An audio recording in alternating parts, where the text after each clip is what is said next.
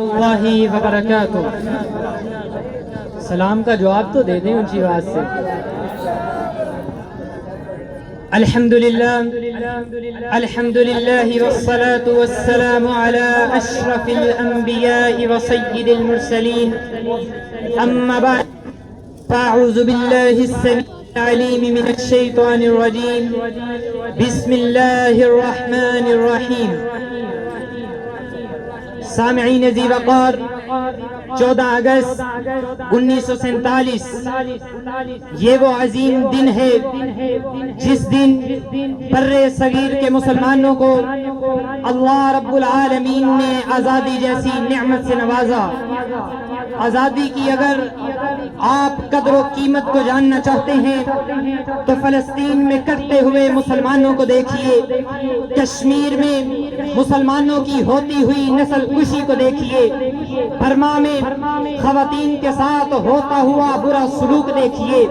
اگر آزادی کی قدر و قیمت کو جاننا چاہتے ہیں تو لیبیا میں عمر مختار کے ساتھ ہزاروں کی قیادت میں لڑتے ہوئے اور شہید ہوتے ہوئے لوگوں کو دیکھیے۔ میرے مسلمان بھائیوں، اللہ رب العالمین نے ہمیں آزادی جیسی نعمت عطا کی ہے۔ میری اور آپ کی ذمہ داری بنتی ہے اللہ رب العالمین کا شکر ادا کریں، روزے رکھیں، نوافل ادا کریں اور ان مقاصد کو یاد کریں جن کے حصول کے لیے ہمارے آبا و اجداد نے قربانیاں دی ہیں۔ آزادی کا تقاضا یہ ہے کہ ملک پاکستان میں دین اسلام کے آئین کو نافذ کیا جائے۔ ہماری سپریم کورٹ اور ہائی کورٹس کے اندر شریعت اسلامیہ کے مطابق فیصلے کیے جائیں۔ ہماری پارلیمان میں جہاں پر خواتین کی مخصوص نشستیں ہیں، جہاں پر اقلیتوں کی مخصوص نشستیں ہیں، وہاں پر علماء کی بھی مخصوص نشستیں رکھی جائیں تاکہ خود کو اللہ رب العالمین کے نمائندے کہنے والے وہ MNAs فَحْكُمْ بَيْنَ النَّاسِ بِالْحَقِّ کے تحت علماء کی زیر نگرانی میں فیصلے دیں۔ آزادی کا یہ تقاضا ہے وَقَرْنَ فِي بُيُوتِكُنَّ کے تحت تمام خواتین اپنے گھروں میں ٹھہریں۔ ہاں، اگر ضرورت ہے تو انہیں ایسا امن فراہم کیا جائے کہ کسی بنت حوا کی عزت کے اوپر کوئی کتا اپنی گندی نظر نہ ڈال سکے۔ آزادی کا یہ تقاضا ہے ہر شخص آگے بڑھے، اقیم الصلاۃ کے تحت اپنی اصلاح کرتے ہوئے ان الصلاۃ کانت علی المؤمنین کتابا موقوتا پر عمل کرتے ہوئے نماز کے وقت مسجد کی پہلی صف میں نظر آئے۔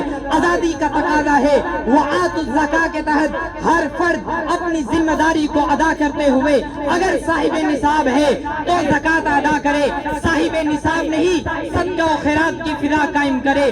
آزادی کا تقاضا ہے ملک پاکستان میں شرعی عدالتیں تو ہیں، ان میں میرٹ کے اوپر شرعی ججز کو تعینات کیا جائے جنہیں اسلام کے اصول کو، اسلام کے قواعد کو سمجھنا، سمجھانا اور اس کے مطابق فیصلے کرنے جانتا ہو۔ ہاں، آزادی کا یہ تقاضا ہے ملک پاکستان میں حکومتیں دوسرے اداروں کی تو سرپرستی کرتی ہیں، مدارس کی سرپرستی کریں جہاں پر محب وطن تیار ہوتے ہیں، محب وطن باہر نکل کے لوگوں کو محب وطن بناتے ہیں۔